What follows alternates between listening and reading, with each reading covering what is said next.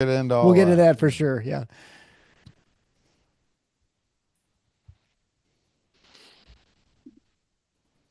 Yeah, that is certainly the hot topic right now. That is for sure. No question. All right. Okay, everybody, I'm just going to get things started here and we'll get rolling.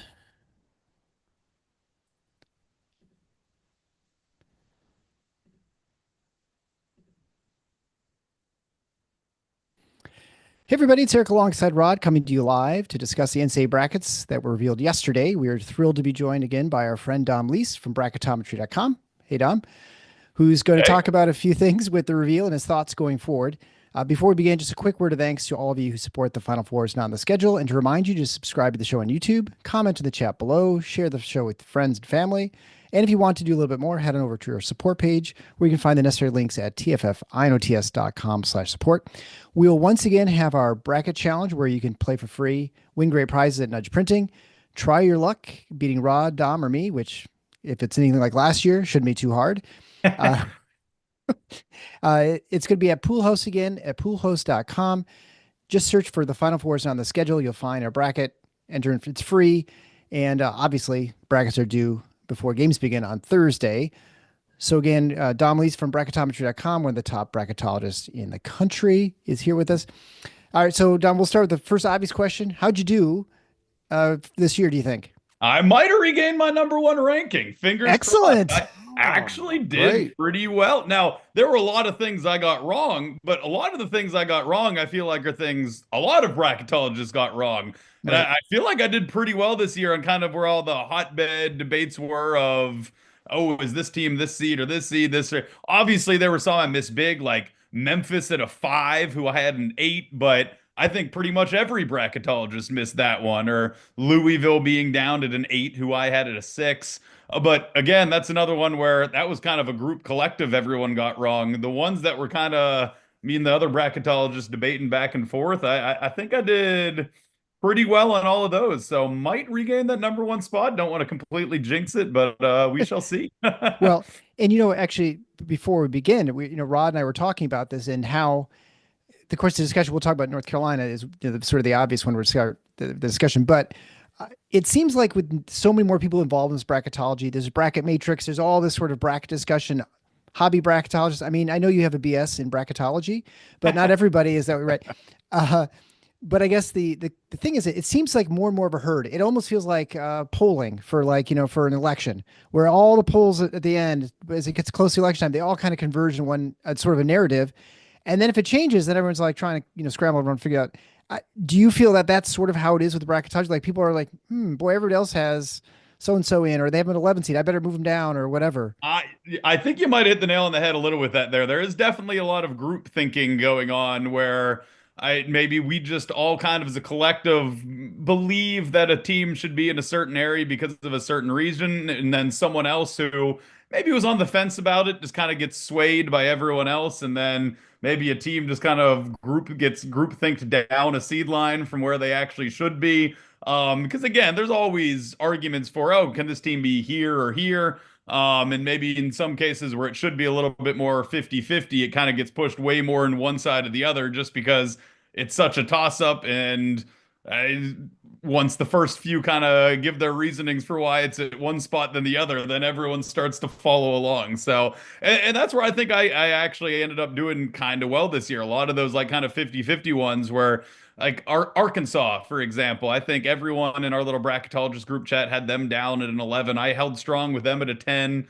and got that one correct. That's just one random example. But again, no massive changes. Like I don't think our the bracketology community, even if we didn't talk with each other, would have ever had Memphis at a 5. But again, sometimes it does affect those one or two seed line movements here or there. Like you said. And actually, just to follow up, then it almost makes it seem like we can criticize the groupthink or whatever, or the committee, but maybe this shows the insulated nature of the committee, that they are sort of not listening to the bracketology community as much as we maybe think they do. I don't know, because they're making some picks which everybody seemed like completely missed, right? And yet they made them. I mean, they're the ones who obviously had the ultimate decision. You're just sort of guessing what they're thinking is sort of, ultimately what it is. And that's the thing. Like us as bracketologists, we're not like saying this is what we think the field is, and if the committee does something else, they're wrong. We're trying to project what the committee does. I mean, like I'm gonna keep bringing up the same example, Memphis at a 5. Like I actually personally love that. They actually rewarded them for having some really strong quality wins, but their historical precedent has been, well, if you have good wins, but your predictive metrics are absolutely terrible, we're going to punish you for that. And they've been consistent with that for years. And now suddenly this year with them, no, those predictive metrics, throw them out the window. Let's actually reward them for the win. So, like, again, as a bracketologist, don't see that I had them in 8 and think, oh, well, he had them in an 8 that clearly should have been an 8. Like, I just thought the committee would have them in an 8 based on what they've done in the past. If they want to kind of change the way they do it, and start rewarding a team more for their wins and not punishing them because they won a bunch of games versus bad teams close, I'm fine with that. But yeah, just it is completely inconsistent with what they've done in the past. All right. Well, speaking of strange, seemingly strange decisions, let's get to the obvious one to kick us off, and that's North Carolina. Did you have, I'm assuming you had North Carolina out? I had them as my first team out. Yes. Okay. So you were right on the borderline. Um, there's obviously a lot of discussion on this front, both in terms of North Carolina getting in and at least one team, which we'll talk about next, being left out. Some of it is of the conspiratorial variety. We know that North Carolina's athletic director, Bubba Cunningham, chaired the committee this year. They like to emphasize with us that when the school that a particular AD works for is being discussed, they have to leave the room, blah, blah, blah. I'm not sure that really sways many people. As I understand it, the case against North Carolina is, well, I guess twofold. One, they were playing in a very weak ACC. So if you weren't at the very top of that league, that was telling. But the biggest one to me was that they only had one quad 1 victory and they had a quad 3 loss. What were the positives in their case? What do you think it was besides just raw, deal making with the chair of the committee for his school, and or the other conspiratorial thought is the desire of the committee to make sure that there's a name brand in Dayton, which is one that gets trotted out year to year. What do you think it was? What was the positive case for North Carolina? Because I'll admit, I've looked at this a few different ways. I'm struggling with it.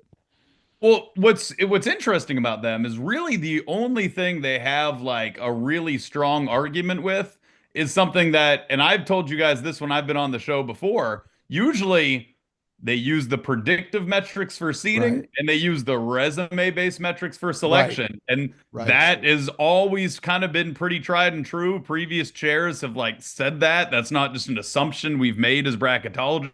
They've actually stated that as a fact before. Right. And North Carolina's biggest argument for them is they have really good predictive metrics. Basically, Right. it's saying, well, the predictive metrics say they're a really good team, but they actually haven't gone out there and backed it up. And the committee kind of went back on how they've always done it before and said, well, they didn't really back it up this year, but the predictive say they are a good team. So let's give them one more chance to prove it, even though they've failed in every chance so far this year except against UCLA. So Right. certainly strange. Now, I will say this was a very, very weak bubble this year. As bad as their resume was, I think between Indiana, North Carolina, Xavier, and Texas, I think you could have put in any two of those four, and I would have been fine with it because I don't think any of those four really had a normal tournament resume, North Carolina included, but you had to put two of the four of them in. But somehow the committee put three of the four of them in, Right. and West Virginia, who did have a good resume, out. So I'm not even that mad about North Carolina being in. In this week of a bubble, there were going to be at least 2 teams with bad resumes that they had to put in there.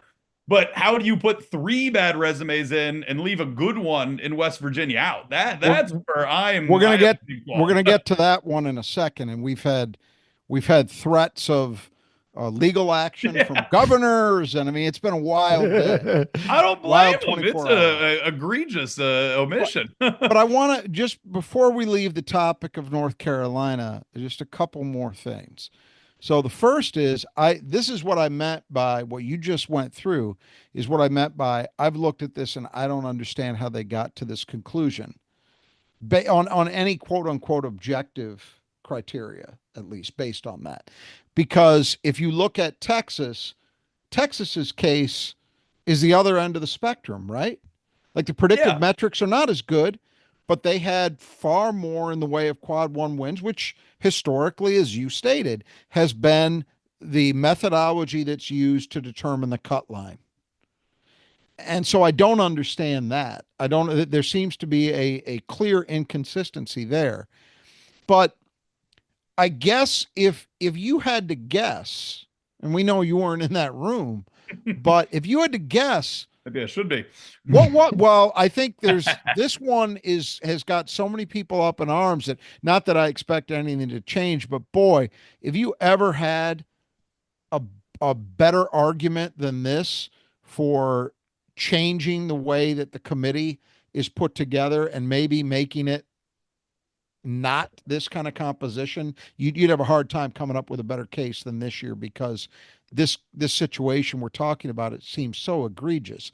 But what do you think it really was? Do you buy I'll ask you point blank. Do you buy into the talk that it's primarily either one or both of the North Carolina AD being the committee chairman and his fellow committee members not wanting to cut his school and or the brand value to the tournament for first four participation in Dayton? Or do See, you think it was something else? Do you think they just went crazy? I think all of those things it definitely had a subconscious impact.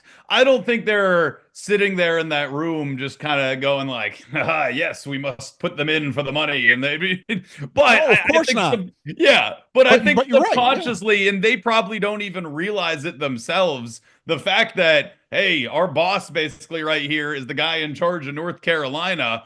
You're gonna have some, what's the word for it? When you believe something's true and it's not, but you're just trying to find reasons that it is. Confirmation bias. Confirmation bias. Thank you. Absolutely. I think that's probably exactly what it was right there. They're like, it's a weak bubble this year. We got the North Carolina guy in here. Subconsciously, they're like, we want to get North Carolina in. So Yeah. they're using confirmation bias to find things in the resume and just convince themselves that it's good enough to get them in. And again, I don't think they're doing that purposely. I think they did try to get the right 68 teams in, but I think they kind of failed on that. And I think it was partially because of confirmation bias, maybe subconsciously affected by the fact that the UNC chair was the head guy there. I mean, so again, like, I don't think it's his fault. I don't think he went in there and paid him when he left the room, left them all a $20 bill before handing them out and gave them all a little wink. I don't think there was anything nefarious going on, but it's hard to say when you put a team like North Carolina in over a team like West Virginia. There wasn't some just subconscious element or confirmation bias that had some impact there. I've got to say, I mean, just my own 2 cents. I do think there is something, whether it's the phenomenon you're talking about or something more overt, to the idea of when there is an opportunity for it, trying to get brand names into Dayton. We saw it with Michigan State in 2021 Yeah. With Yeah. where UCLA, yeah. everybody was shocked. They thought they were in. If you, I don't know if you might not have a reason to remember, but MSU closed out with like its last 3 victories. I think all came against top 10 teams. They made a hell of a push, and everybody assumed they were safely in, and nobody that I saw had them in Dayton, and yet they ended up in Dayton. We've Yeah. seen Indiana in that game in the past. And this one seems to be coming at it from the other direction, where it's not a team that was seen as safely in getting dropped down into those games, but one that not all that many people had in getting elevated. But it does seem to me that there's something to that, that when, and we've seen UCLA, MSU played in its Dayton game, played UCLA. Right. So it Yeah. was Right. two brand names. So it seems to me when they have the option, or they think they've got the option to get somebody that's a television draw into those games, they seem to really relish taking it. And I can't prove that, but anecdotally, that's how it seems to me. And this would be yet another example of it. Yeah, it Yeah. certainly a lot of times when there's a close-ish call or not even a close-ish call, the surprises of teams included in the first four do seem to be those high majors very often. So again, I'm not gonna say it's something overt. I mean, maybe it is. I'm not gonna throw that out there without knowing, but there definitely at least is something going on, whether it's purposeful or not. One Yeah. more quick follow up to that, and then I'll turn it over to Eric. Going forward, are you at all tempted to try in some fashion to factor that thought in after this? You know what? Probably. You probably have to. I mean, the whole point of this is to project what the committee's going to do. Now, again, if it's something to where I don't even think this team has a chance of being in, I'm not just going to put them in there because, oh, well, that's what they do. But like this year, like I said, I did think North Carolina Right. had a chance to be in because of how weak the bubble is. Right. So now in the back of my mind, it's like, well, since I do think they have an argument for it, and historically, teams like that get it over teams like that isn't a big name, then maybe I'll give them the edge. Now, of course, a big name like Indiana also had a good shot and they got left out. So True. they could easily True. just swapped Indiana and North Carolina and still had a big name. And I think a lot more people had Indiana in. So I maybe not, but there again, it sometimes feels like there is something to it. Yeah, I know. I heard a report that the AD for North Carolina, one of his contracts, he gets $105,000 if they make the tournament. And Yeah. I mean, you could leave more than 20 bucks sitting on those chairs. We'll just move on Fair since we can't enough. prove anything at this point. So obviously, the other half of this is we're talking about West Virginia. West Virginia's first-time coach Darren DeVries. He came over from Drake, brought his All-American son, who was the All-MV Missouri Valley player for 2 years in a row. Tucker DeVries. He gets injured early in the season, and they lost him for most of the season. I think he missed like the last 20 23 some games. games. Yeah, so Yeah. he was there for the first seven or something. And then I think that's one of the explanations for why they didn't make it in, because they had one of their star players injured, but he was pretty much barely on the team. Yeah, that makes absolutely no sense. They had six quad one wins. They had four quad two wins, and they had an above 500 quad two record. No losses outside of Q3, no losses outside of Q4. And of all of those quad one and quad two wins I mentioned, only two of them came with DeVries. I mean, they built this entire resume Yeah. without him. Now, personally, I did have a lot of people had West Virginia as a 10 seed. I did have them as an 11 seed because I thought the committee might bump them down because of the injury, even though it was really early. Something they do sometimes is say, this team they got a couple good wins that they wouldn't probably win now when this guy was healthy. So Mm-hmm. let's bump them down a seed. And I projected they would be down to an 11 instead of a 10 where most people had them. But completely excluding them is crazy because even if DeVries had played the whole season and he had just gotten hurt before the tournament, injuries are something just like predictive metrics that are only usually factored into seeding, not into selection. I mean, you could have a team where they were barely in the bubble and all five of their starters got hurt before the tournament starts. I would still project them in because, all right, well, maybe now the committee's going to bump them down a few seed lines, but they still have the Mm-hmm. resume to at least warrant selection. So, yeah, the fact that they actually excluded a team because of an injury, even if they had built that whole resume with him, is also really inconsistent with what they've done in the past. So, there's a whole lot of reasons that exclusion makes absolutely no sense. Only thing I can think, and maybe I need to put this on my team sheets next year is just the Vegas element of it. Like I think they would probably be an underdog to all of those teams that did get selected above them, but now we're getting into selecting teams like they do in the college football playoffs, not how we do for the NCAA tournament. So it doesn't really make any sense at all. And that's my biggest gripe of this whole thing. Again, like I said, North Carolina getting in, there were going to be a couple bad resumes getting in this year. So if they were going to be one of them, no qualms here. But getting in over West Virginia, they were one of the teams that wasn't even supposed to be on the bubble at all. So that yeah, that it makes no sense. Yeah.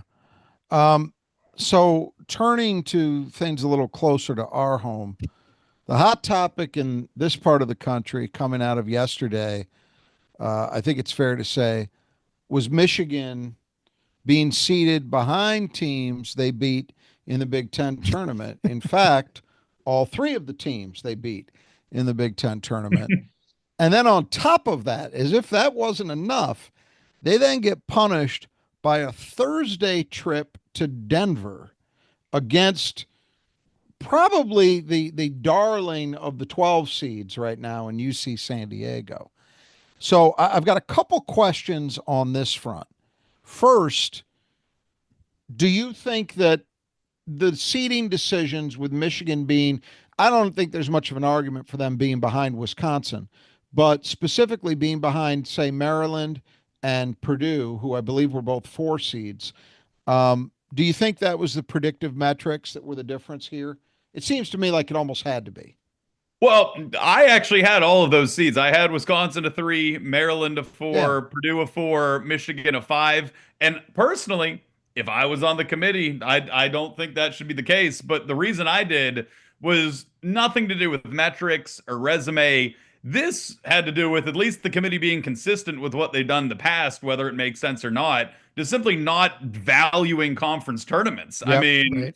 I just think, but it had the conference tournament championship been on Saturday, even they very well could have moved themselves up to a 4 seed, and I think probably would have, and maybe Wisconsin would have gone down to a 4 as well, and A&M would have got bumped up. We could have had an entire 4 line of Big Ten teams, but again, they're not weighing in at all a game on Sunday. They have the whole bracket set at that point.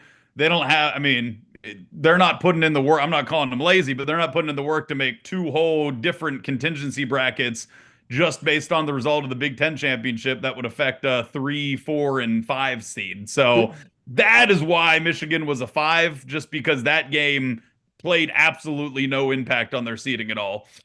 Did you hear that? I believe I've got this right. That Bubba Cunningham claimed that they actually did take into account the result, which implied that had Michigan lost, they would have been a 6, which is shocking. But that's what he said. Yeah, I don't. I mean, had they lost in like the semifinals or quarterfinals, I could have seen that, but I don't believe at all that they weighed that game in. I mean, maybe they did, What he but then claimed. yeah, but again, that claim almost makes me think less of what they did, because if he does claim that, then you're Right. right. That would have meant what, they'd be a 6 if they hadn't won that game, and that makes even less sense. At least a 5 without factoring in that game, I think, is a reasonable seeding. But a 6 without factoring in that game does not seem reasonable. And for the record, I'm personally delighted with what got done tonight. I'm sure you are. I think it's all No tears shed wonderful, here. and Yeah. I applaud the committee for whatever its bizarre thought process was. But I'm delighted by it. But it does seem to me, if I were a Michigan fan, I would be infuriated by what I saw. But I just, before we move on from this, though, but going back to what you said, which I completely agree. I was yesterday and today. I've taken to comparing the Big Ten tournament to a sack race at a child's birthday party. Yeah, people are competing, but it really doesn't matter. Put on the Ocho. That's great. And so I think that's clear. If we ever needed a clear illustration of how much it does not matter, this year gave it to you. It served it up. But I guess what I want to go back to is Michigan had, it seems to me, in some respects, a case you could build a case if you wanted to for them being on a higher seed line than Purdue and Maryland and arguably being in the ballpark of Wisconsin, except it seemed to me the predictive metrics were where they were behind those teams. And that Hmm. was for obvious reasons. I mean, the gap, the efficiency gap, I believe in the Big Ten, Michigan finished sixth or seventh in efficiency margin on KenPom, and I believe in victory margin over the course of conference games, they were a -7 points on the year. So what those things tell me is there's a narrative here that this team managed to win a lot of close games, but it's maybe fair to say they had a lot of good fortune in doing that and that they weren't actually on the merits better than those other teams. And my question coming out of all this is, did you feel that the balance the committee used between predictive metrics and resumes was any different than you had expected this year, or was it by and large about the same? What's weird is with a lot of teams, it did seem the same. Like for the Big Ten teams, for example, that's exactly how I thought it was going to go. I think that they did punish them because of the predictive metrics and because that championship game was on Sunday. And I thought they would be a five below those two. I think Wisconsin did get a little bit maybe of a bump thanks to their win over Michigan State on Saturday. I think they are starting to factor in the Saturday games a little bit more.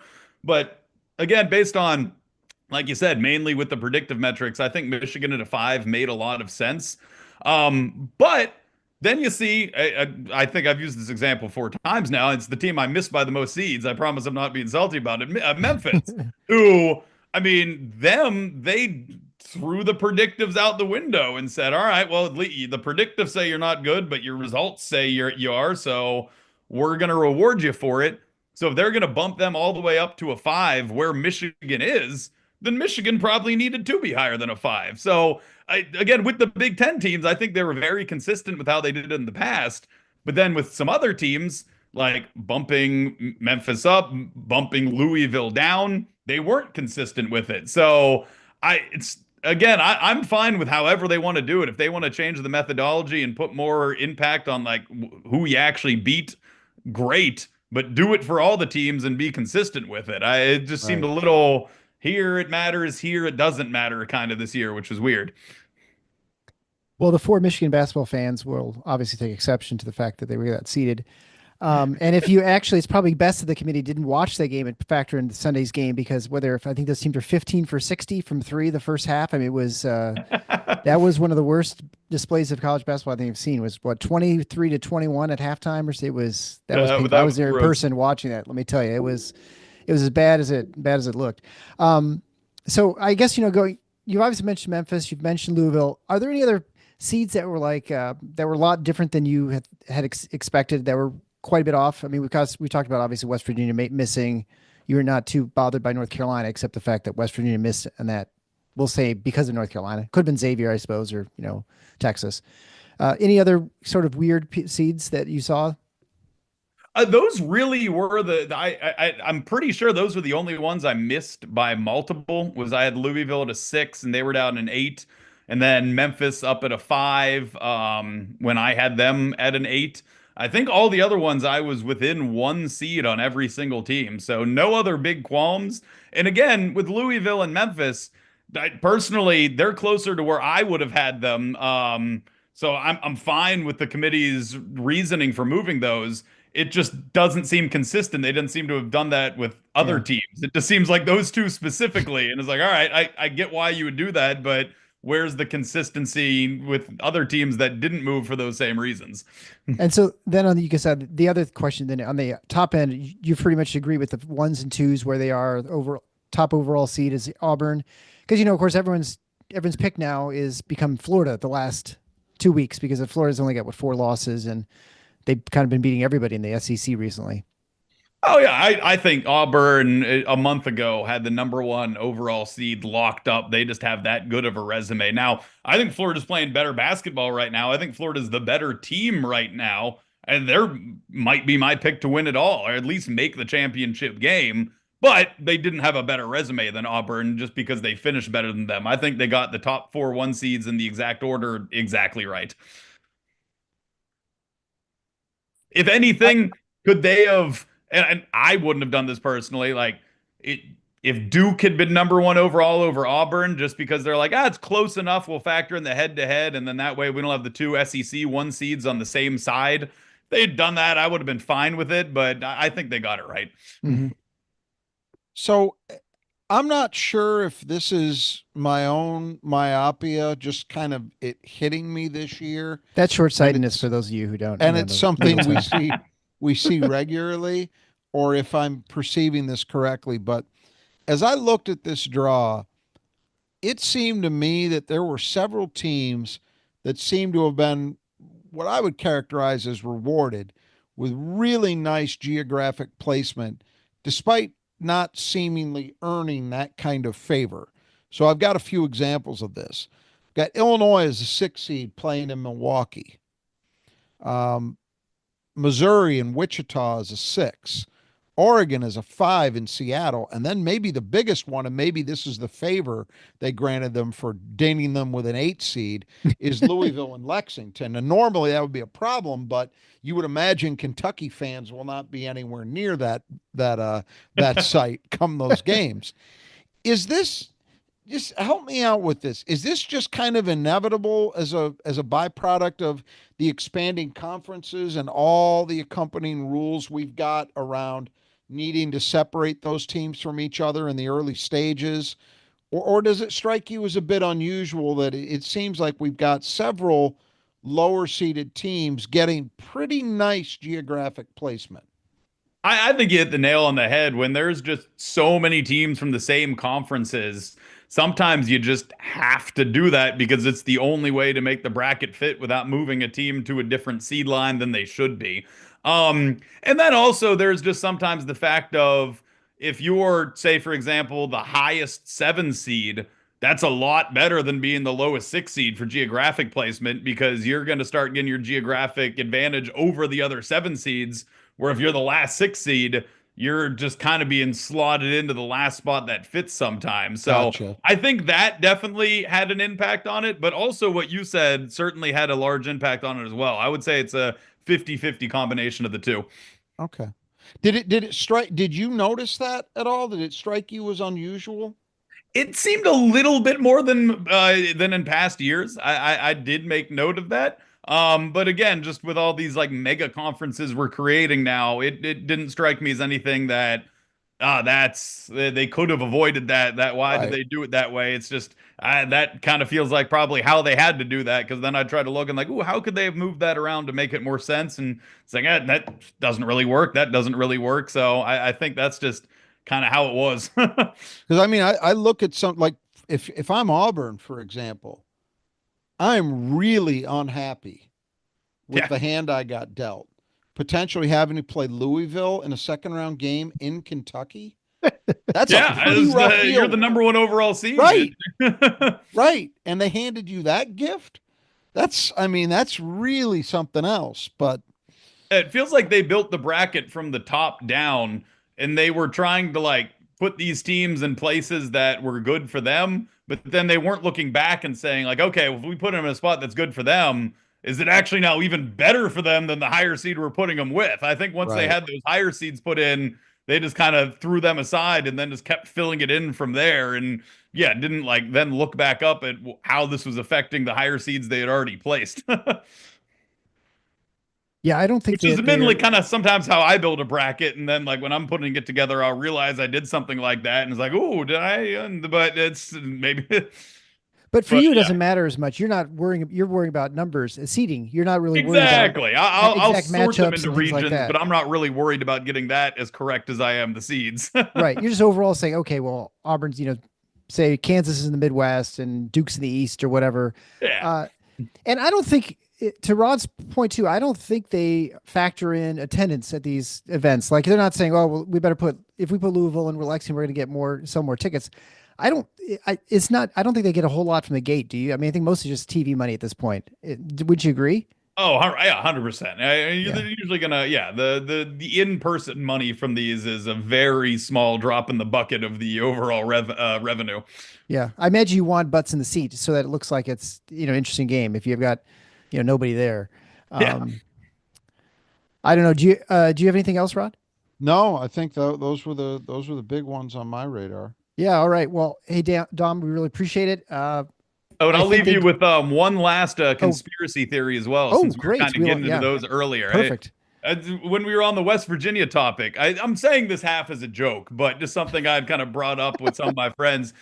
What was the big talk this year, all year of, ooh, should we expand the field or Oh, not? right. Right. Yeah, Oh, and yeah. then we get this really weak bubble this year. So like, oh man, this bubble's terrible. We're never going to be able to expand the field with this bad of a bubble. So they're like, well, what if even though the bubble's really bad, we still left out a very deserving team that shouldn't have been part of the bad bubble? Now everyone Yeah. will clamor for expansion so you can get a team like West Virginia in. So Oh, it might have been man. the pawn that was sacrificed to get tournament expansion. There you go. And That's maybe they're the ones who pony up the $105,000 to the North Carolina AD. This is like a under the table money from that's a NCAA. that's a pretty good one. I got to give you that. I Again, this and I don't actually believe it, I but know, but it's a good one. Of all the conspiracy theories absolutely. out there, it's like I'm surprised that's not one that's gotten more traction. Yeah, it sounds great, and these people are just stupid enough that you can't rule that out. You never know, I guess. You Right. never know. Well, we'll see. Maybe AI will be doing this in a couple of years. We'll let Chat beat GPT send the NCAA field, and then we won't have to worry about it. Or we'll have even stranger results. Maybe that they won't like. I don't know. Yeah, exactly. All right. Well, Don, we're gonna let you go. We appreciate you for joining us. We're gonna go into some Big Ten, just kind of go through our brackets and kind of get our perception. Make sure you fill out the Oh yes, bracket and the contest because, of course, it's our prizes are sponsored by Nudge Printing, our longest sponsor, and they have, like I mentioned before, they have a huge Texas State apparel selection. Even if you don't win, you get 20% off just typing Final Four as one word in the checkout as you go in order. That goes for everybody at the show. Obviously, lots of Michigan State stuff, all kinds of other schools, including Big Ten schools, Indiana, sorry guys, and Iowa, even sorrier. Both those schools without coaches. So actually, the only one Yeah. Big Ten team with coaches is Michigan State. So anyway, head on over to nudgeprinting.com for that great selection. And make sure you go to Pool Host, search for Final Fours on the schedule, and sign up today. Absolutely will do. And thank you for having me on. Thanks a lot. Okay. All right. So, Rod, where would you want to start? Let's just talk about Michigan State, I guess. Let's start which with is Michigan State. That's Yeah. where, I mean, honestly, all our comments are people who want to care about Michigan State. Aside from people also agreeing that UNC didn't deserve to be there. Yeah, this seems like when I think I sent you a message. I was on the road coming back from Indianapolis when I got those. We were in we were at Five Guys and we got the results, but it sure looked to me like it was a good draw for Michigan State. I mean, it was a reasonable 15 seed to take on, and I think this is the one thing that I always used to kind of take for granted is that you almost automatically, you put the 1 and 2 seeds into the second round. It's almost crazy to not do that. I mean, although 2 seeds do lose, certainly 1 seed lost twice, but the 2 seeds pretty much always win as well. But there's a big difference between a 16 seed and 15 seed. And so you might get a harder 15 seed, but they're all teams that are competent. They're not like super tiny teams that are like, the tallest guys like 6'6" or something like that. At this point, I think you've got some teams that can give you trouble if you have a bad night. Yeah, I think that's probably true. I'm looking at the other 15s. There's Omaha. I know that's Yeah, and I've seen Wofford. I've played seen Wofford before. and I've seen Robert Morris. Honestly, Robert Morris deserved to get beat in the Horizon semis by Oakland. I watched that game. Yeah, right. Oakland led it most of the way, and I thought played the better game. They just didn't get it done late. And I think That's that kind of their went, season. I think this year. I think that one sounds went like it. overtime, I believe, as well. Mhm. If I'm remembering correctly. But yeah, is there a marginal difference between the 15s and 16s? Yeah, probably. I do think to look at Michigan State's draw in a little bit of a wider scope fashion, I do think on paper, you probably couldn't have asked for a lot better. Right. You've got a Bryant team in your first round game which poses some challenges. I'll talk about that a little bit in a minute, and we'll obviously go in it much greater depth a couple days from now. But that's your first round game. You get past that, you're facing the winner of Marquette and New Mexico. Now, Marquette was a very highly regarded team about a month or so ago, and they've really hit the skids. They have one of the nation's best individual players in Cam Jones, but the rest of that team has. This is not the Marquette of 2 years ago, Right. where they won the Big East. We were that was a game where Michigan State was a decided underdog and won it.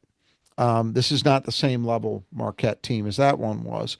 And then New Mexico's had a really good year. They've got a kid Dent at the point who is also really good. The matchup there between he and Cam Jones should be fascinating. They're different style players, but they're both great, and they're both point guards for their teams. So that'll be really interesting. But that team's coached by Richard Pitino.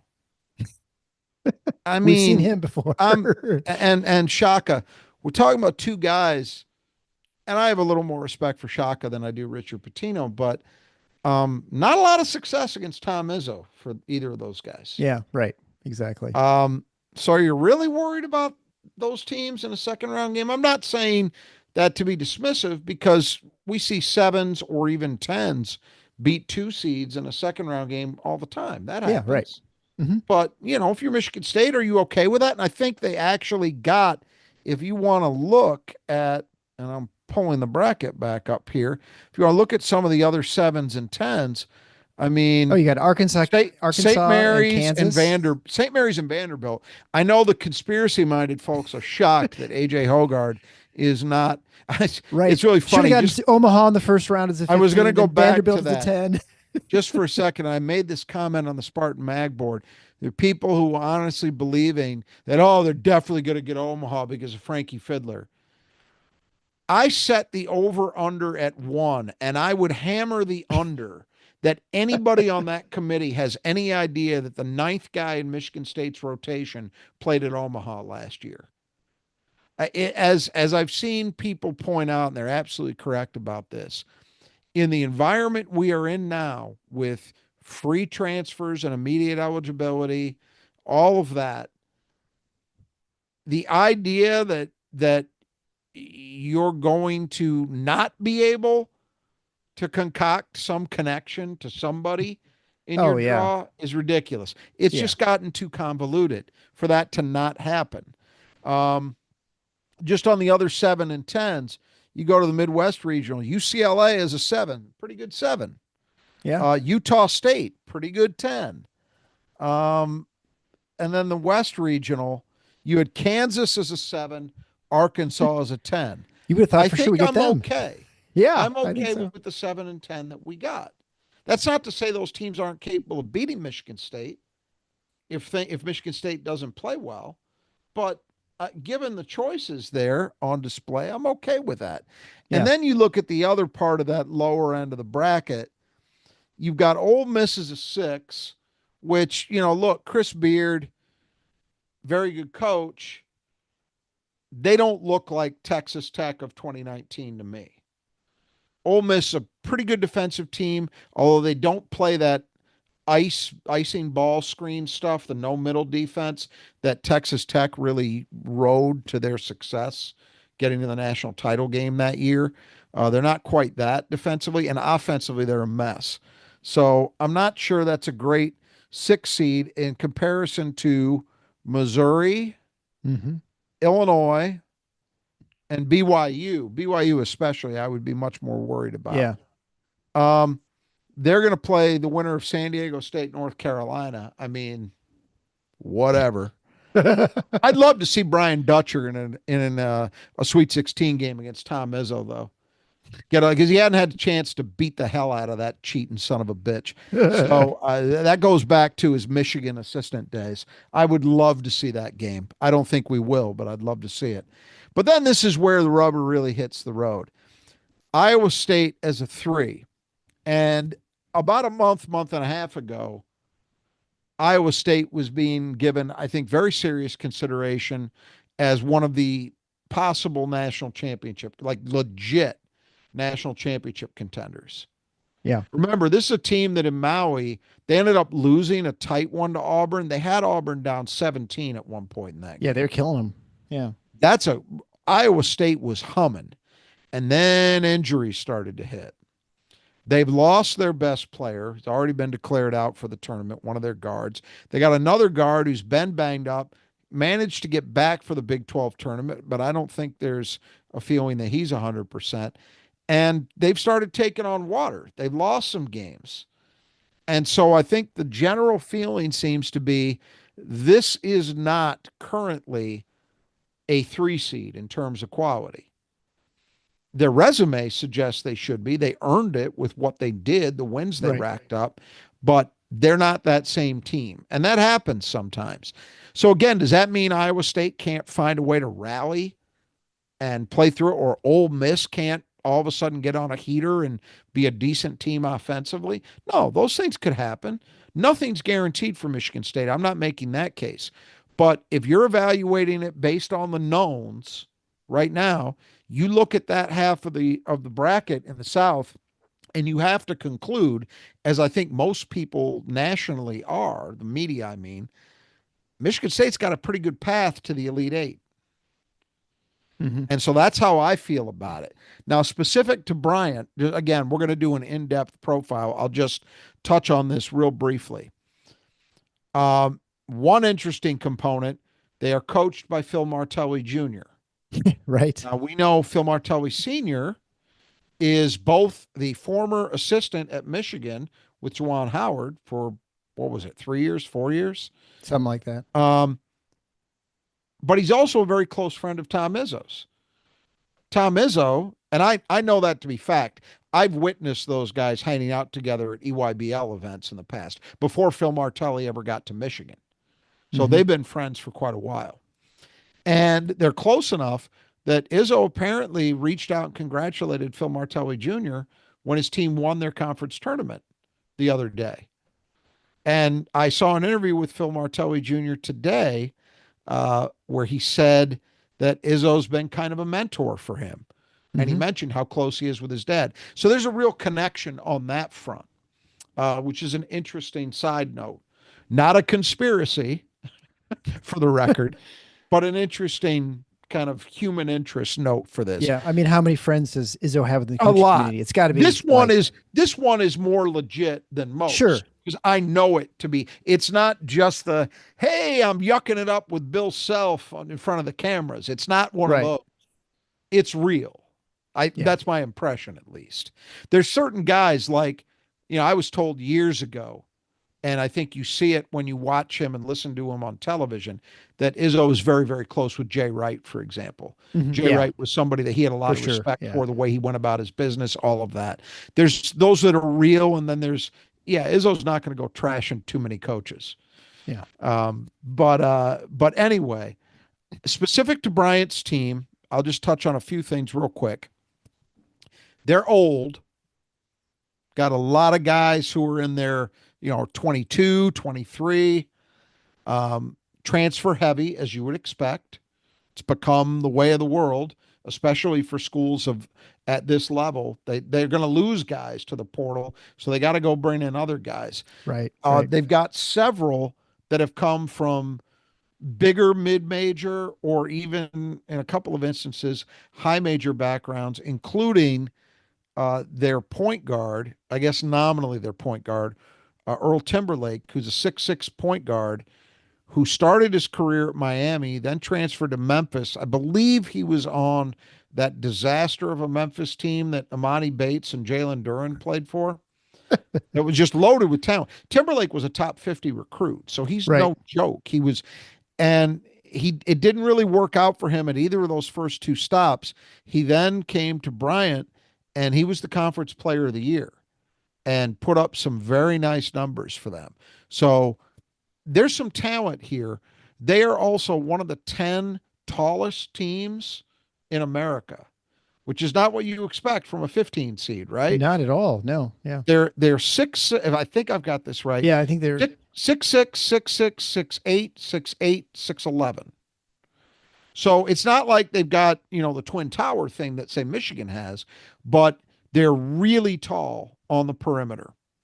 Partially as a function of that, and partially as a result of the way they play. I've seen good portions now of 3 games. They played St. John's, which was their only high major opponent they played this year. They lost by 22.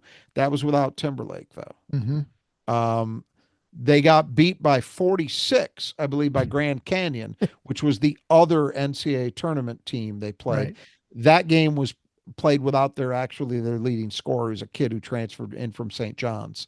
So they weren't full staff for either of those games, but missing one guy, you lose by 46. That's not great. And then I watched some of their championship game in their conference tournament against Maine. They are very aggressive going to the offensive boards, and they're pretty good.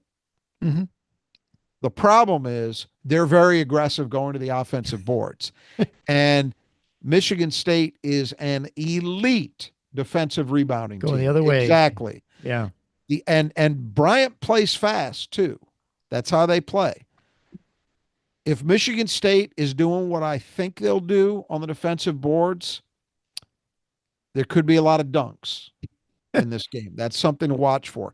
Bryant is also, again, they want to play fast. Well, Michigan State says, cool, let's do it. Bryant also not a great 3-point shooting team by percentage, and they don't take a lot. So that's another thing that sometimes you worry about in these kind of matchups is, somebody goes out there and they just stay in it with threes. Doesn't mean Bryant can't do that, but it's not their MO. It's not their track record. So when you take all of that into account, it would seem to be a decent matchup for Michigan State stylistically.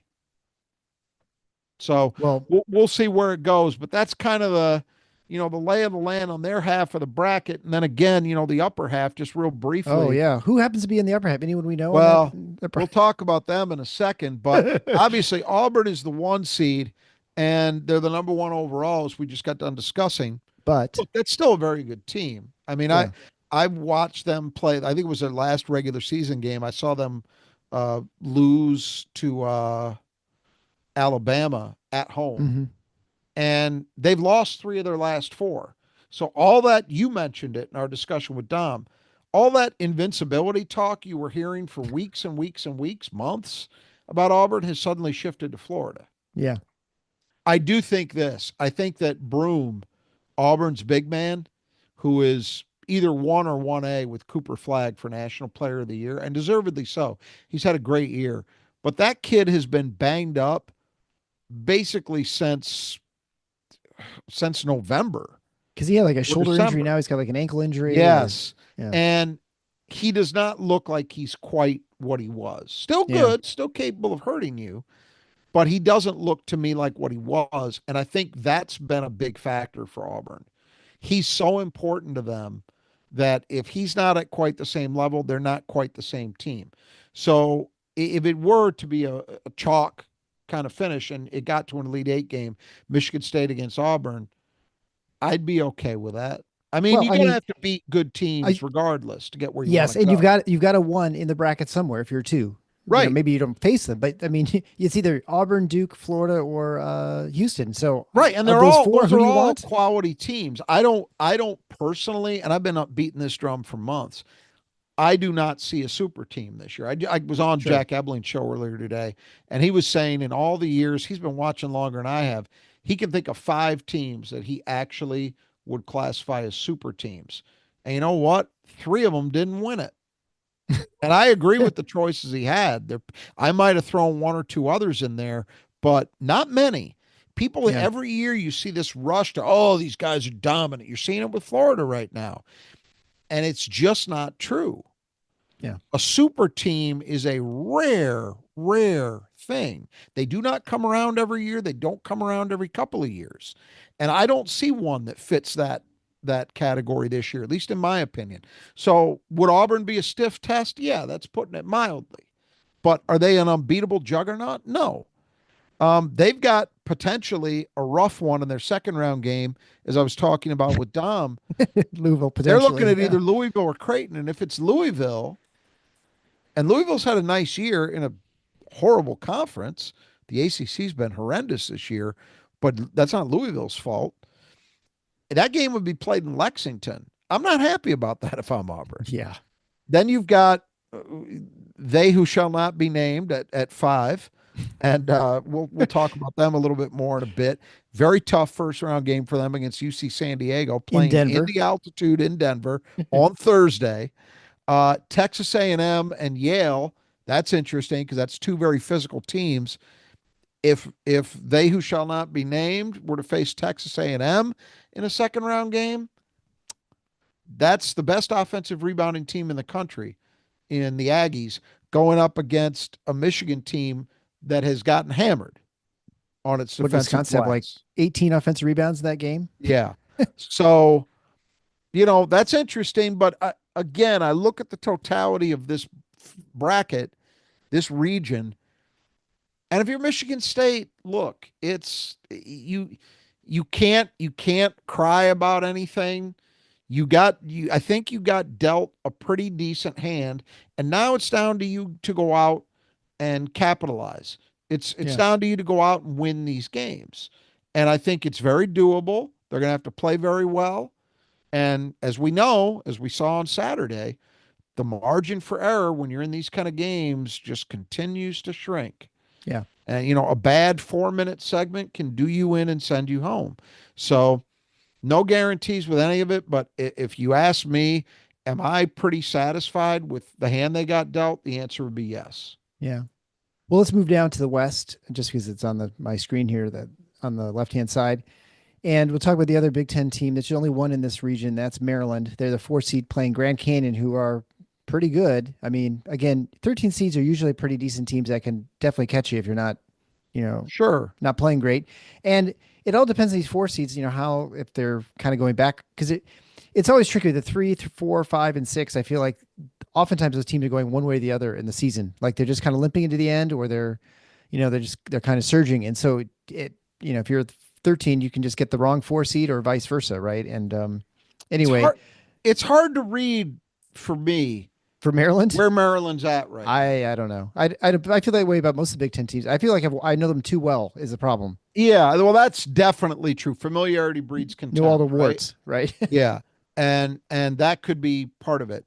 But I say that because look, Maryland played a pretty decent game against Michigan State, and they got beat by a half-court shot. But Michigan State was the better team that day. Yeah, and that was on their floor.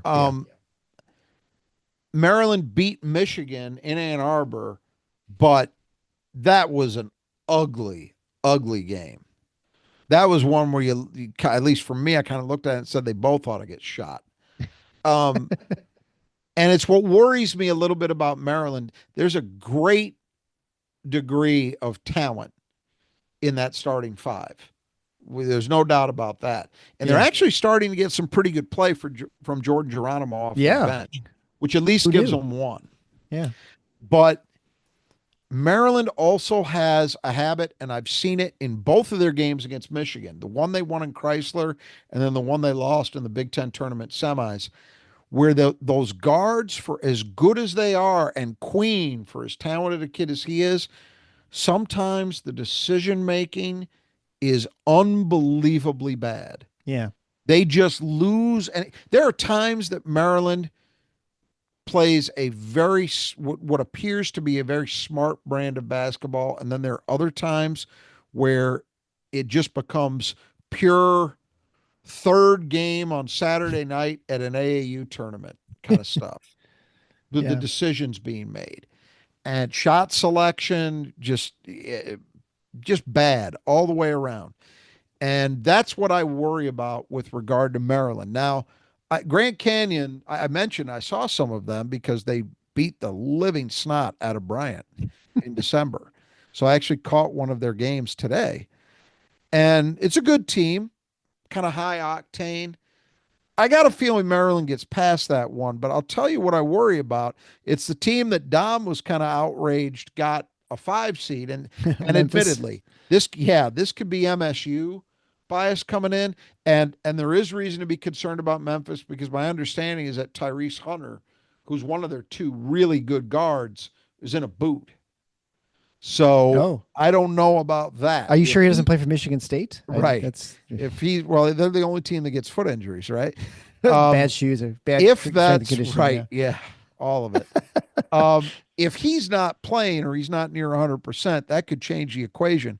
But honestly, I haven't seen a lot. I've only seen snippets here and there since Maui from Memphis, but Memphis has some guys, Yeah. and Haggerty, that guard is something else. And I could see a second round game with Memphis facing Maryland where I don't know how confident I would be in Maryland. I would have to know, well, what kind of decisions do the guards and Queen want to make today?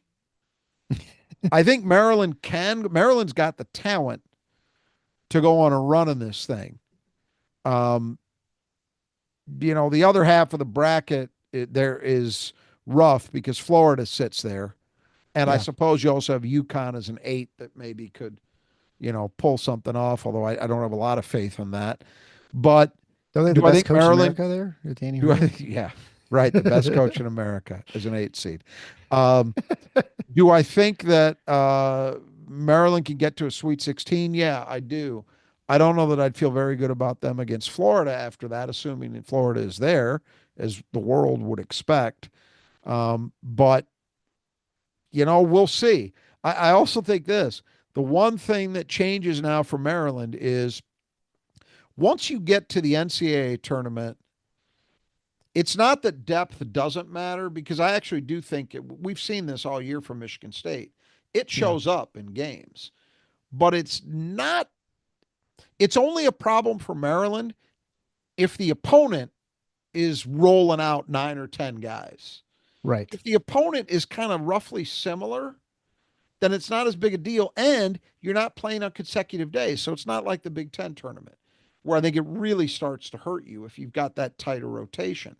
I will say it's funny, and I saw somebody else, I can't remember who it was, latched onto this, but I saw Kevin Willard, might have been halftime.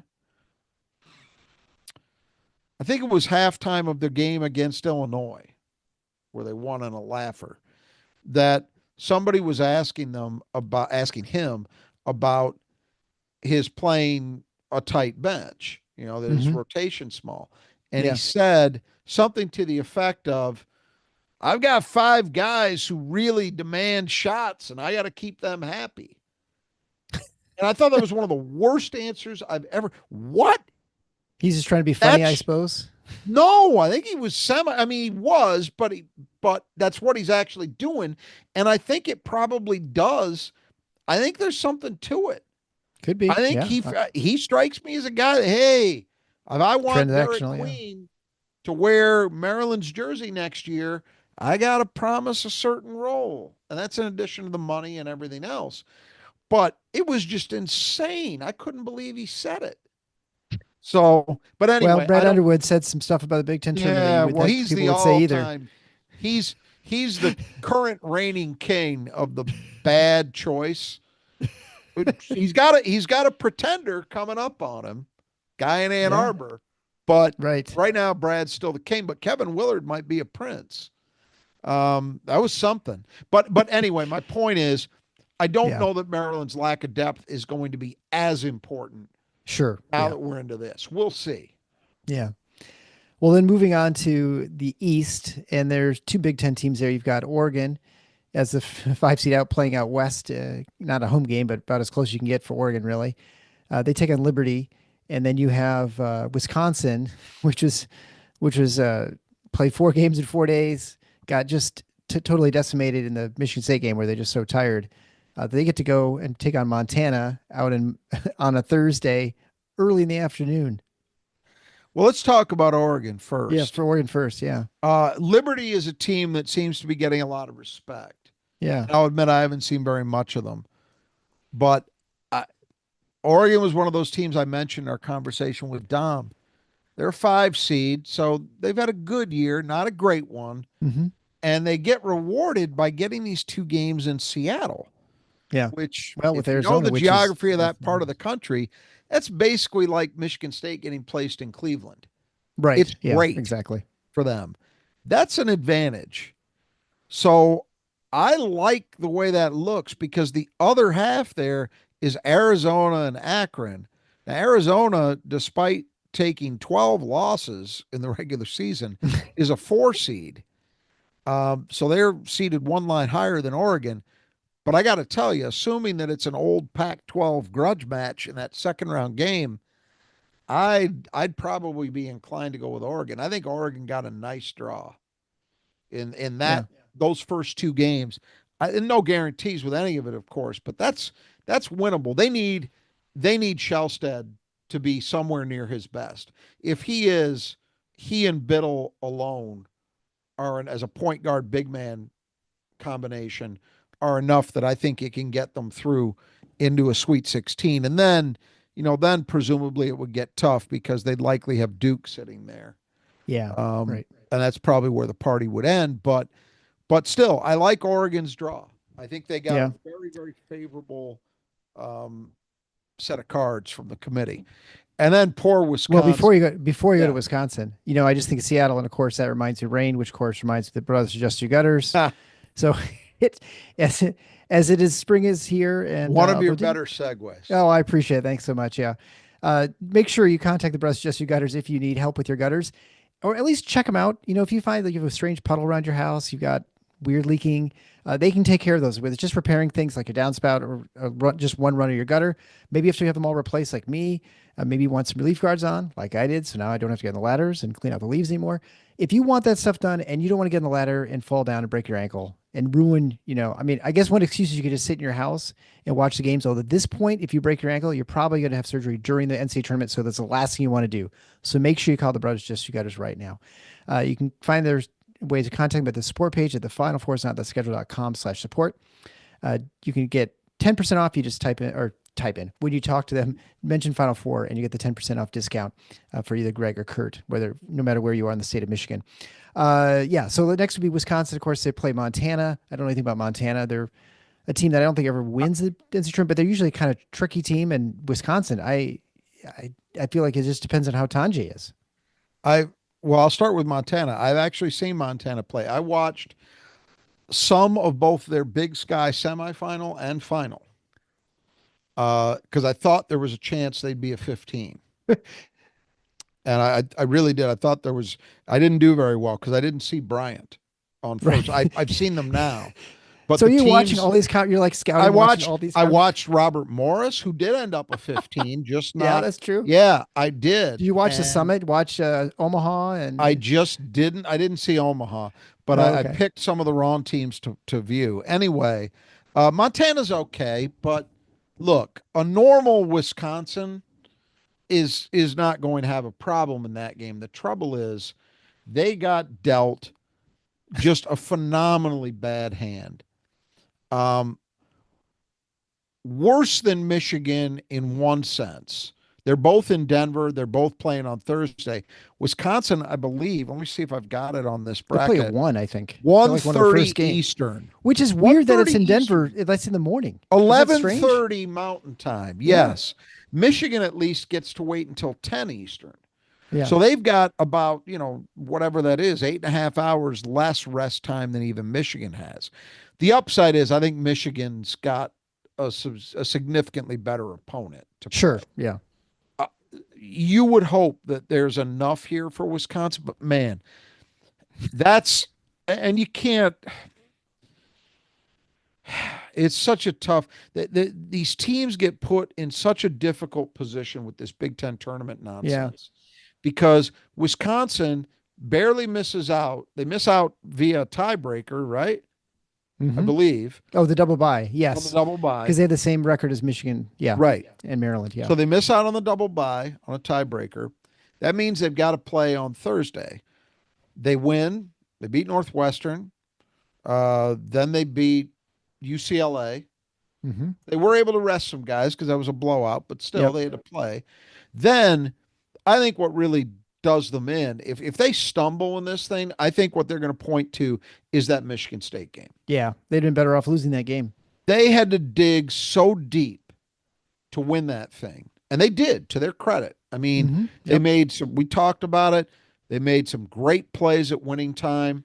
Tanji was unbelievable, all that stuff. But you look at what they had left in the tank in their fourth game in 4 days against Michigan. That one looked like the Sunday morning game at an AAU tournament where everybody's played like 5 games over 36 hours and they've got nothing left. Yeah. It was horrible, but Wisconsin at least I was in person. excuse. I felt They at least had an brick. excuse because it was their 4th and 4. But now here's the deal. This is where they're really that was one thing. They lost the title game because they just didn't have anything left in the tank. But now they really got to pay the piper because they got to travel to Denver, short rest. You're going west. You're playing incredibly early on Thursday, and you're in the altitude. Yeah. And then here's the kicker. Let's say they get by Montana, which I actually think they probably will. Yeah, BYU. Then you've probably now BYU's got to beat Virginia Commonwealth, who's an incredible team. But BYU has kind of become a darling. They're a 6 seed, but a lot of people feel they've been playing really, really well lately. And they're a tough team to bet. They fire threes from everywhere. You gotta exert a lot of energy to defend that team. And it's fair to say they're a little more used to the altitude than Wisconsin. That's the one I really worry about. Yeah. I think Wisconsin probably nuts up and finds a way past Montana. But that second round game against BYU, if that's what it ends up being, that is it's the anti-Oregon deal that they got. Oregon got dealt like for a team that hadn't really done enough to justify getting rewarded. Oregon got dealt a great set of cards, and Wisconsin, who I think had done enough, I thought Wisconsin was going to get placed in Milwaukee. I really did, even as a 3 seed. That seemed to be kind of the suggestion as to how it was going to go. Instead, Illinois, who has, let's be honest, hadn't done shit to deserve anything. Yeah, but they have the highest ceiling. But gets placed in Milwaukee. Wisconsin has to hit the bricks to Denver and play on Thursday. I'm curious to know because Greg Gard said something about it after the draw was announced, and he's absolutely right. But you got to wonder, is the conference going to actually do anything? You've heard a lot of noise this week coming from people saying the Big Ten's got to push it back to have the title game on Saturday. It's never going to happen. Nope. Never going to happen. Yeah. CBS, it's part of their deal. If you want the big payday, you got to give us the lead in to Selection Sunday because it's always a big television draw. And so they're not going to want to give that up. It's certainly not at the numbers that they're paying the Big Ten for their rights. And the Big Ten's not going to give up that money. So put that one to the side. That's not happening. But what Greg Gard is arguing is that the conference needs to do a much better job advocating for the teams that play through to Sunday. And we know who those teams are by about 6:00 on Saturday afternoon? Yeah. The games don't go into the evening in the Big Ten tournament on the semifinal. No, they're done by 5. So plenty of time. Yeah. Let the committee know. And I think he was advocating, if I heard him right, he was advocating that the conference, meaning the commissioner, needs to advocate for its teams playing on Sunday that, hey, if we're going to make this sacrifice, for the whole thing, and the NCAA has to love the fact that the Big Ten is the lead in to Selection Sunday as well. If they're going to do that, then you got to give us a break and at a minimum, put those 2 teams on Friday games, if at all possible. The fact that both of them landed on Thursday and in a terrible location for them is really egregious. Like, it almost looks intentional. I'm not saying I believe it is, but if you're conspiracy minded, you would think it. Yeah, no question. So then let's move on to the Big Ten bracket, which is the Midwest, where we have 3 Big Ten teams. And interesting, I think we were looking probably 2 or 3 weeks ago, we had 10, possibly 11 Big Ten teams in the tournament, and now they all whittled themselves down to 8. After Nebraska implodes, Ohio State mostly implodes, and certainly at the Big Ten tournament losing to Iowa, and then Indiana just never did quite enough. Although I guess cry for any of them. all those 3 teams are like, It's funny because actually now what is set up. So usually the scenario is they always put the records for the conferences. Yeah, this conference is 5-0. This one's 6-7 or something like that. Well, now you've pretty much every team in the Big Ten is projected to win their first round, which is very unusual. Usually there are a number of 10, 11, 9 seeds. Everybody's 7 or better, I think, in this tournament. We would have had it. We would have had it Yeah, had right. some of those Would've. teams gotten in. You're right. Yeah. So now you've got, you can boost your record, your winning percentage. I mean, theoretically, you should anyway, with getting a lot more teams through. So anyway, so we're going down to another 4 seed. As John was joking about, the Big Ten was almost all the 4 seeds in the tournament. So here the 4 seed is Purdue. They're taking on High Point, which is another team that everyone's kind of talking a lot about. Yeah. And then of course they have a potential second round matchup with the winner of Clemson McNeese.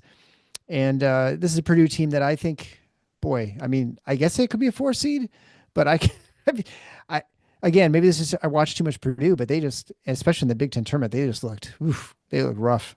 Well, they didn't deserve to beat USC. USC No. got Mackey treatment in Indianapolis. It was a home whistle. Although I will say it's interesting, the difference between Indiana and Purdue and Indianapolis. I mean, not even close. Like Right. it is when that Indiana game, it is a little bit sad that Indiana does not have a better run in the Big Ten tournament, because it is a lot more fun in Indianapolis when the stands are packed and they're going crazy, even though it's for Indiana. But I have a vivid memory. So I went to the first Big Ten tournament at the United Center in Chicago. Mhm. And so it was the first year, right? Yeah. Nobody in that thing was savvy. And IU went out on the quarterfinal day, and the flood of people outside the United Center trying to sell their tickets, because everybody, myself included, and I got bit. Michigan State, if you remember correctly, lost in the quarterfinals to Minnesota that year. That was won by Right. Michigan. Yeah. But everybody, I think, because it was the first time, the inclination was, well, you buy, the full set, Mm-hmm. buy all 3 days. And to see the number of Indiana fans out there trying to dump their tickets all at once, it was a sight to behold. And that's when you had physical tickets too back then. Yeah, absolutely. Yeah. Right. This is 1998. Everybody's gotten smarter about it now, I would assume. But yeah, it's remarkable. I got asked that question before the Big Ten tournament by Jack Ebling on his show. He said he had talked to somebody else who was betting heavily on Indiana and Purdue to do well, because the assumption was they're in Indiana, they're going to have the crowds and they're going to get the whistle. Yeah. And my response to him, even then, this is before the game started, was, what's Indiana's track record in that tournament? Pretty awful. Yeah. Have they won it? Oh, I don't think so. I think they had I think they were playing when Iowa won it all. Was that like 3 or 4 years ago? Indiana had a pretty good run until they ran into Iowa. That might have been in the championship game. They have a terrible track record. But that may be the only time they ever did well. Yeah. And honestly, I agree. Purdue, for as good a program as they are, I believe the 4 winningest teams are in order: Michigan State, Ohio State, Michigan, Wisconsin. Yeah. In terms of Big Ten tournament championships, I don't believe Purdue's any higher than 5th. Probably So right. even they have, so that's what I said to him, and that ended up being correct. It's like they had no advantage. But Purdue got a very favorable whistle in beating USC, but then it wasn't enough. None of that was going to be enough to help them against Michigan, because they were god awful. Here's the thing about Purdue. If you're looking at this based on what have you done for me lately, you can't help but be extremely negative about Purdue. They've had an awful close to the season, just awful.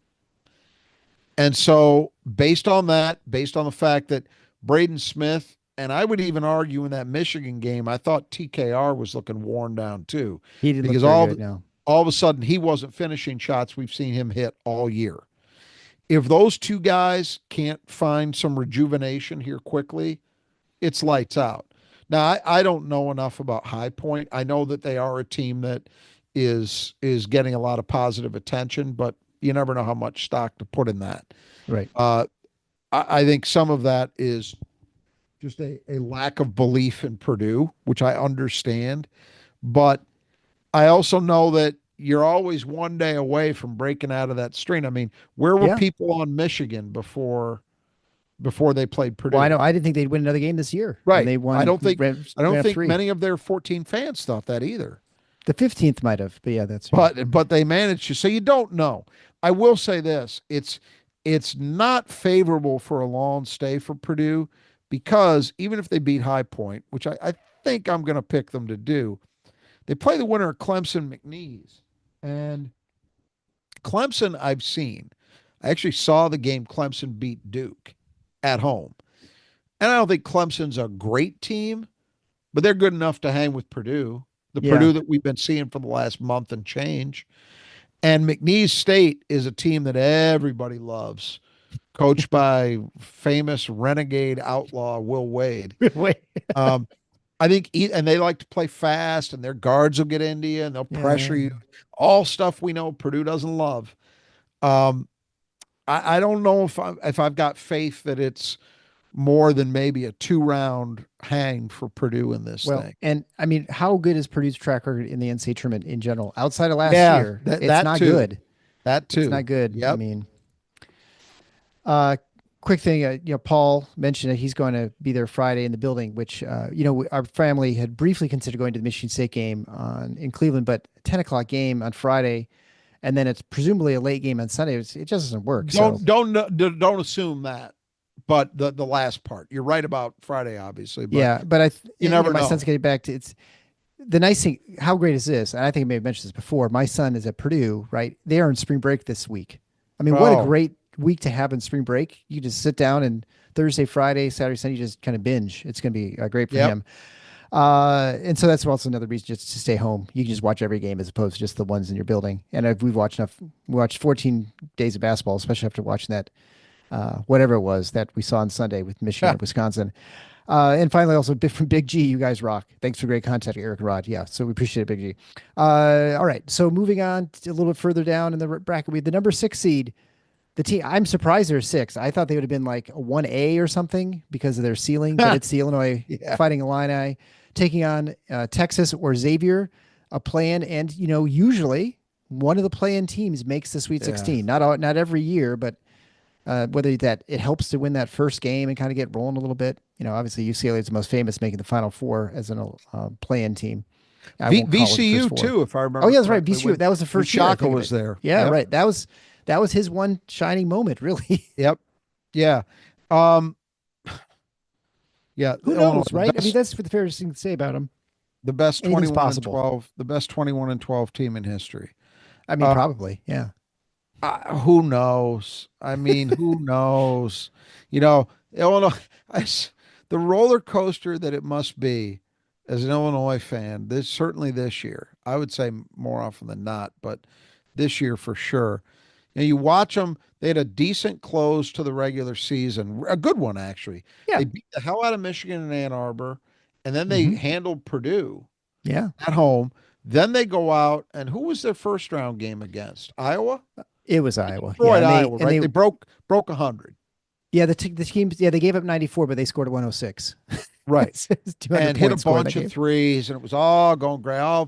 You start hearing some of these national guys start creeping. Yeah. It starts creeping back in. Maybe we bailed too fast. Isn't it funny? They never go anywhere. They're always there. They're just waiting, and they're lurking in the shadows all the time. 3 straight wins was enough to get them back on board.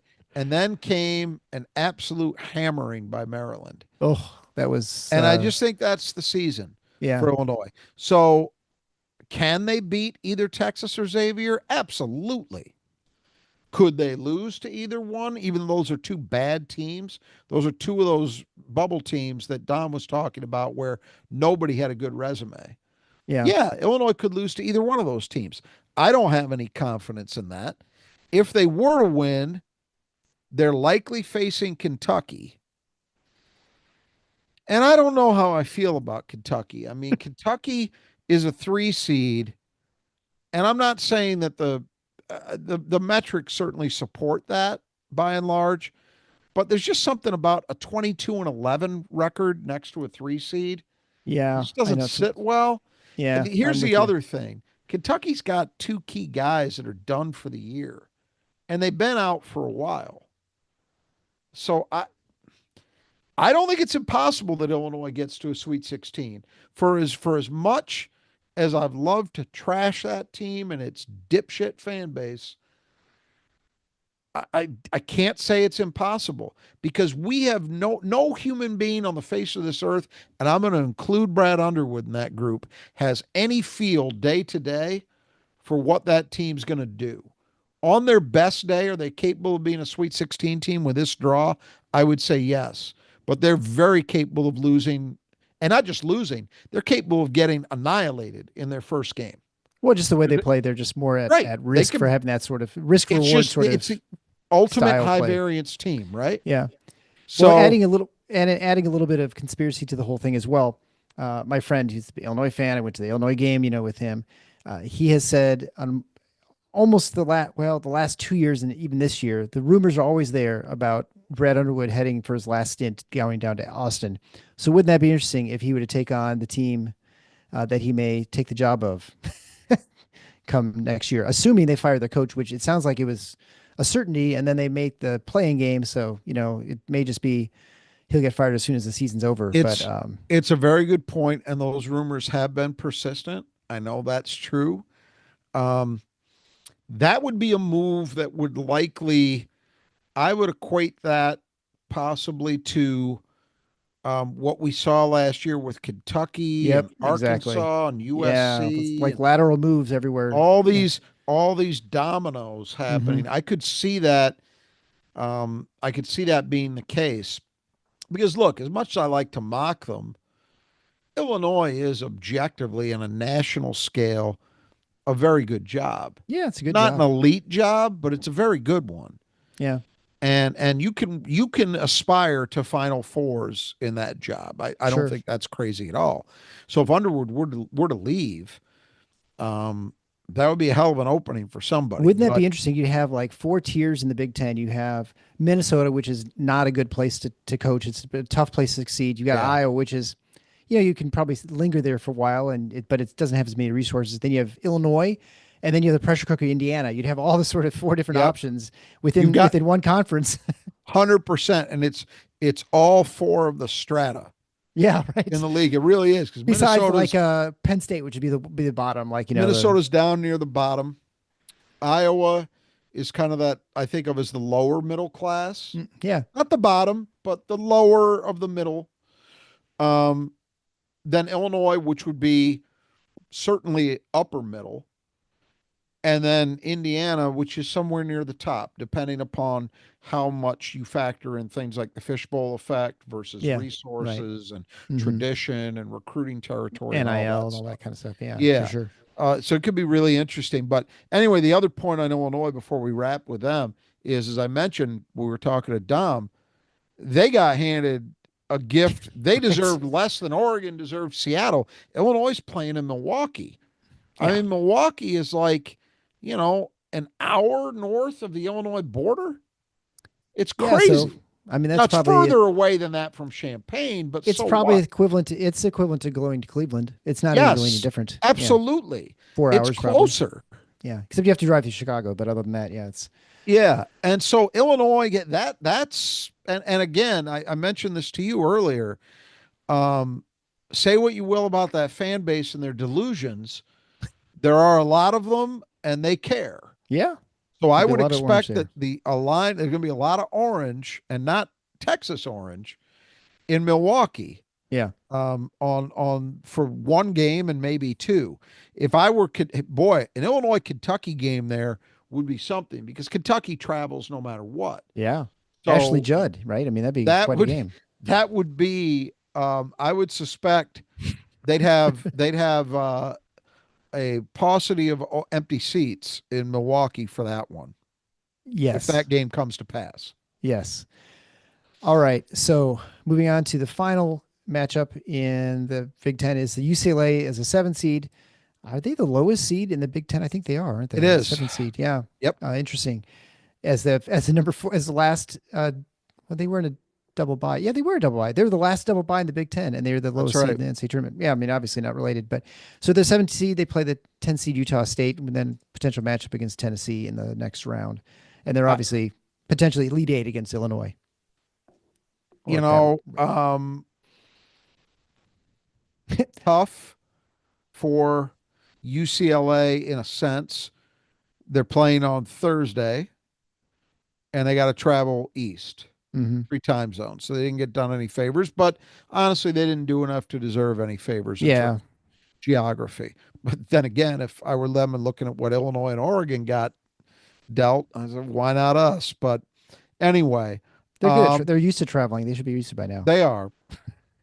Utah State is working on their third coach in 3 years, I believe. Yeah. And Don't they miss all Danny seem to Sprinkle. have success. Yeah, it's pretty remarkable. Yeah. But and I know a lot of people like them.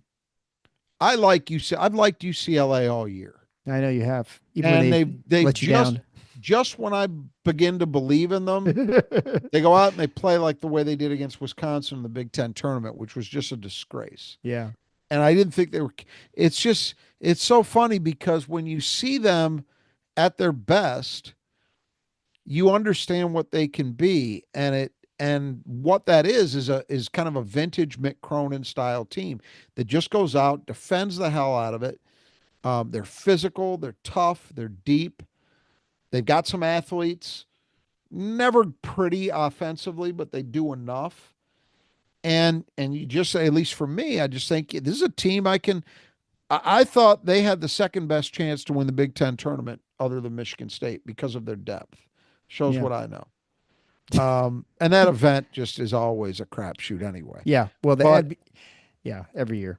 I don't know. I mean, I think they have a shot, obviously, to beat Utah State. The problem for them is highly likely that even if they win in a second round game, they're facing a Tennessee team that I think is pretty similar to UCLA, except But they're better just at it. better. Yeah, Yeah. exactly. Yeah. Very Well, that's what. and by the way, there are also, I had not heard this until yesterday, but apparently there is some suggestion that this may be it for Rick Barnes.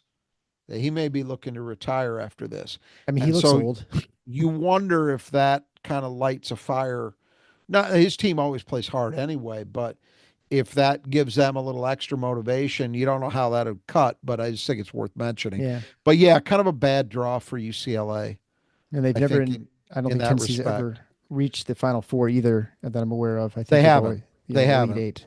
They've been to the Well, Elite Eight. I know one year when Bruce Pearl was there, they got stopped by a team wearing green and white. yes, I And I remember think that they've year. made it maybe on another occasion or two that far, but never to a Final Four.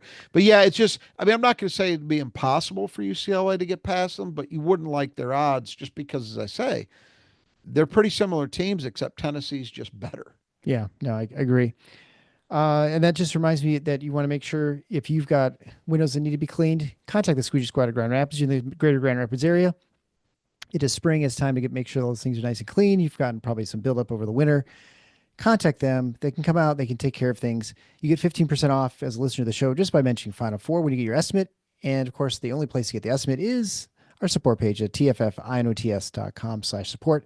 So if you're in the greater Grand Rapids area, and that's a very large area, even extends well outside of Kent County, give them a call. Is it to see if they'll come out and take care of you? They've been all the way out to the state capitol. They can take care of your residential, commercial, whatever it might be. They can take care of any of the windows. They can power wash your house as well. They'll get on the ladders so you don't have to. Hopefully, Michigan State will be on a ladder in about 3 weeks, but we'll find out. I guess the last little thing is the one section we didn't talk about is because there were no Big Ten teams, is that bottom portion of the West, which has my dad's team, Drake. And just because it's our show, I can talk about Drake for a second. I think it's going to be a tough draw for Drake. I'm not quite sure if they're going to be the type of team to take out Missouri. Certainly to even get to the Sweet 16, beating Texas Tech, I think it's a tough spot for them. And they're also going to be Wichita. It's not like there are a lot of Drake fans that travel, so it doesn't really help them. They're going to be probably a lot of partisan fans there too, which will make it a little bit harder. Yeah, I mean, I kind of like their draw against Missouri. I mean, they're a team that can frustrate you. Is what they. That's it's a what they can clash do of to you. styles, though. I mean, Missouri really wants to play fast, and they're kind of a loose team. And it seems to me that's not the worst kind of draw for Drake.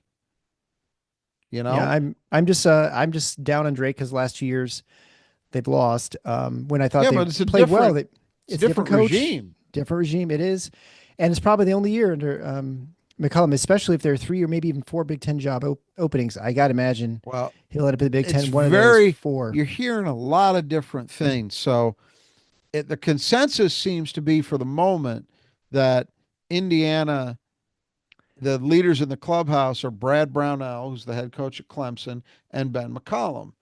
And you see different things. A lot of people are claiming McCollum is their number one, I can't believe but that, but maybe. well, they're definitely down the list because they're not. If Brad Brownell is the stiffest competition, I can believe that Ben McCollum might be the top choice. I'm serious, Yeah, no, his style, I mean, maybe his style is dependent on his personnel, Well, so but his here's the style is so not this Indiana. is what I've by listening to some of these national guys, this is what I've gleaned. The consensus would seem to be that McCollum, that Indiana wants McCollum. He's the top of their list, and that he probably would go there if offered the job. But one, a guy who's been around for a long time, this guy Rick Bozick, who's a long time, I think he's based in Louisville, but very plugged into Indiana, Kentucky, and Louisville Hmm. basketball. Sure. I saw he said over the weekend his understanding is that Brownell was the number one choice. So that caught my eye. And I give a guy like that a little more credence than Jeff freaking Goodman. Yeah, yeah. Um, sorry. Yeah. Uh, but the other thing is, I've seen that Brownell supposedly is working on a renegotiation of his contract with Clemson. So might he be using IU? Who knows? He's an Yeah. Indiana native, by the way. Okay. So I believe. Well, and Chris So Beard's out there too. That name's always bandied they're about, not going possibly. to, the word seems to be Chris Beard is a no go because of his legal troubles, Oh, which okay. is what I always believed. But here's the thing, I've also seen it suggested that Ben McCollum supposedly is a big believer in the potential of the job at Iowa. Hmm. Yeah, So yeah. I also think this, the bits that I've gathered by watching some of these talking heads discuss this thing over the last 2, 3 days,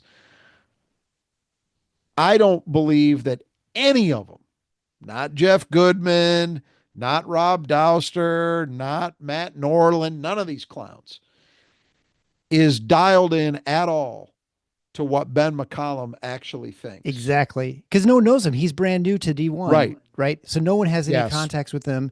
No one has contacts with Drake to have any idea sort of like what's going on. I'll tell you how far I've gone down the rabbit hole of this. I've been taking in a lot of basketball content the last few days. I actually It watched sounds like about, it. Watching. I watched about 45 minutes of an interview between McCollum and, do you know who Brendan Surr is? I don't think so. Brendan Surr was an assistant for the Pistons under Chuck Daly. He was also briefly, I believe, a head coach in the NBA in the early 90s. Anyway, he's a guy that's been around the game forever, and he has a YouTube channel. He gets some interesting guests, but he did an interview with McCollum maybe a couple weeks ago, so it was fairly recent. And I've got to say, and you've, I'm sure, been exposed to much more of him than I have. Very impressive guy Oh yeah, he is in very terms of how he smart. Well, lays yeah. out his thing. Yep. He is, it's what I would say is he actually is what Michigan people believe that Dusty May is. Exactly. He's very confident. It doesn't, to me at least, it doesn't come across as cocky, but he is very self-assured in his beliefs, in how he talked about it, how he evaluates players in certain ways. It doesn't necessarily jibe with the way everybody looks at players, but he's very confident that he and his staff know what they need to succeed. And they act on that. They trust their own eyes. That's Mhm. how he put it. And so it was really impressive. And it's nothing more than a gut feeling based on watching that. Nothing more than that. But I would not be shocked, even if he was seen as the number one guy at Indiana, that he might take the job at Iowa instead. And the reason I say that is, first of all, he's an Iowa native, an Iowa City native. But secondly, he strikes me as a guy that is going to make decisions that have nothing to do with the reasons that other people would assume he Right. would make a decision. Yeah. So I would not rule out Iowa getting him based on that. That's just a guess. Yeah. Well, we'll see. And, a lot of these things completely depend on, there's going to be one coach who is a hot name that we don't know about right now. Who's going to make a Sweet 16 Based on the appearance and next it's gonna- couple weeks. right? Yep. And, if it's him getting the Sweet 16, well, now maybe a job opens up that we hadn't even thought about, right? That, maybe it's even better than Iowa or something. Who knows? I mean, Texas. well, You it's know, possible. right. I mean, anything's Right. possible at this Well, point. Yeah. before we wrap up though, we didn't really spend very much time talking about Michigan, and I did want to touch on them. Oh, the fact that Um, they may play the Elite Eight against Michigan State. Wouldn't that Well, be something? Well, I mean, would you be opposed to that? Because that I'd means they love take it. out Auburn, right? I'd And then love you've got that's probably now Are you Michigan will be kidding me? hot. Played 3 in a row. The I would- agony if you were to lose that game would be so painful. Oh, but they're not going to lose it. They wouldn't. Michigan State would not lose to this team. I'm telling you, never happen. I bet the house on that. Michigan State, Michigan is coached by and has players on their roster who do not understand what it means to face Michigan State, and Michigan State has the opposite. That's Right. a problem.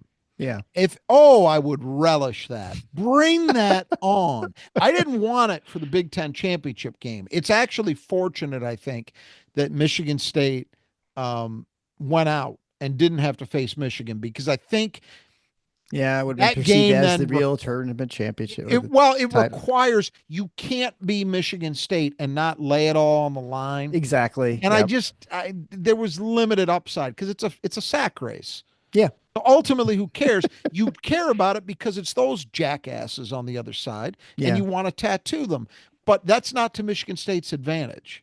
So I was actually, the way it played out, I was fine with Michigan State going home a day early. But in an Elite Eight game, bring it on. Absolutely. But Michigan's not getting there, because Right. let's dispense with that. I just want to talk real quickly about what they're facing. So we discussed how gloriously the committee decided to absolutely put the screws to them. Yeah. By sending them out west, 2 time zones, to Denver to play in the elevation on Thursday. Yeah, right. After they went through to Sunday in the Big Ten tournament. Fantastic. And then on top of that, the cherry on top, they play everybody's darling of a 12 seed, UC San Diego. Are First they time that in the good? tournament. Well, Yeah. let me tell you why that's a I watched problem. their game. My son is all excited about it. He thinks, that Gray's going to score, but they're so small. They're really tiny teams. Yeah, but go ahead. here's the problem. What's Michigan's biggest weakness this year? Are you talking about the 7 turnovers they had in the Big Ten championship game? Or are you talking about the team Wow. that averages like Do you 15 a game Do you think that's likely to hold? I against don't. a team that's the best at turning over people in the country? Probably Right. not. Yeah, no, That's I the know where you're problem. going. Also, UC San Diego can also shoot the 3, which is always an equation that I Yeah. like for these kind of upsets. But the biggest thing is the turnovers. And then Mhm. add to that 2 7-footers, one of whom is your primary playmaker, playing in the altitude on short rest. And he's the guy you're going to put in whose hands you're going to put the ball. So I against got a a team question that about ball this. hawks. Donaldson, I have to say, looked pretty point guard-ish during the Big Ten tournament. He had not as much in the championship game, but the 2 games before, kind of a playmaker. He was actually handling the ball and he'd score some, but he also was, effectively running the offense. It seemed like at times, which Do you value 2 or 3 games in a sack race, or do you value what 30 games tells you? I don't just know. saying. I mean, I just Do you believe that he's changed?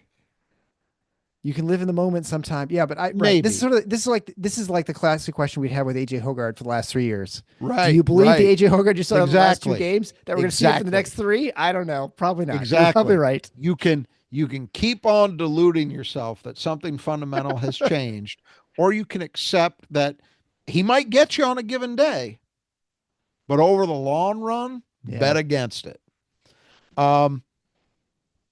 I think UC San Diego is a very bad matchup for Michigan because of all that. Now, that doesn't mean Michigan can't win.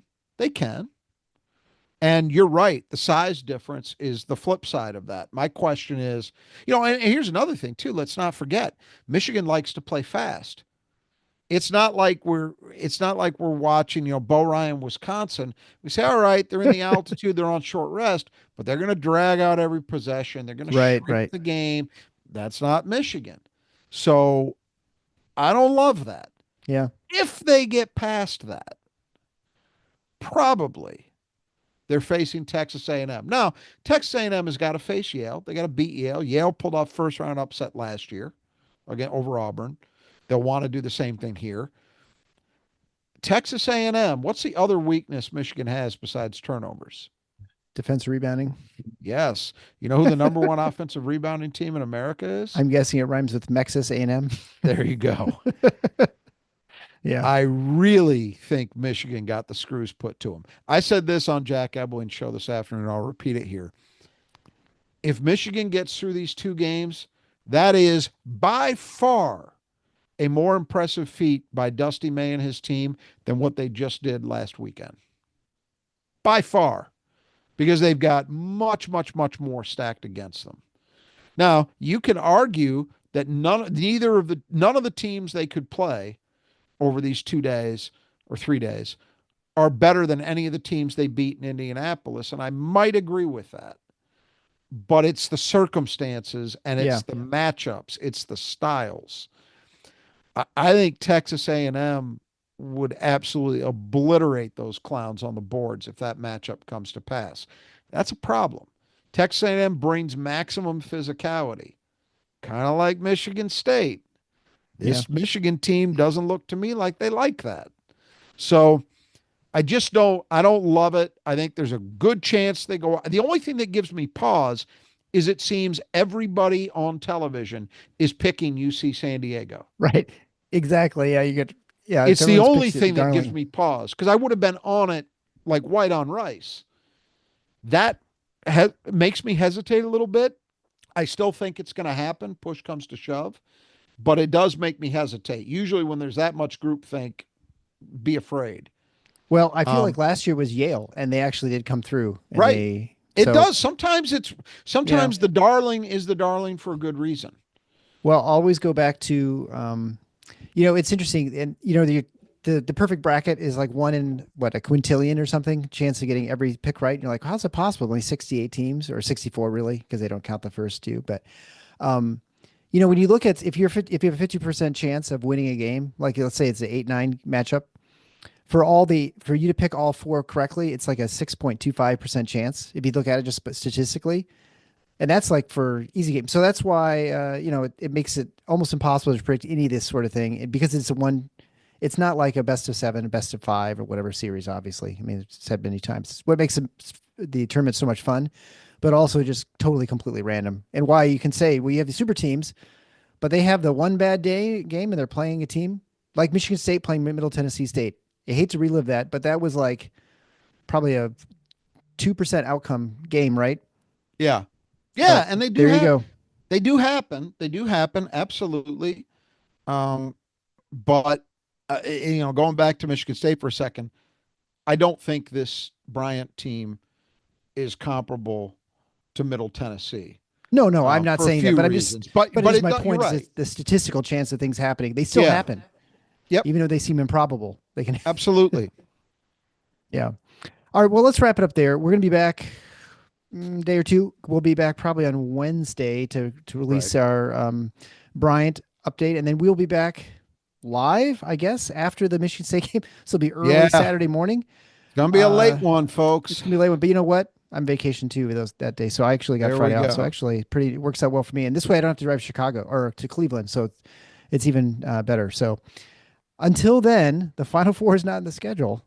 Go green. Did you get the text I just sent you? Yeah. I just sent you back. I got it with Dom. When I was talking to Texas State, all the parallel and stuff like that. He was going off the air. Cool. All right. I just didn't recall. Yeah. It was a while ago. What do you say about doing it early tomorrow afternoon? Is that possible? Early tomorrow afternoon? Sure. Like what time? 1? Yep.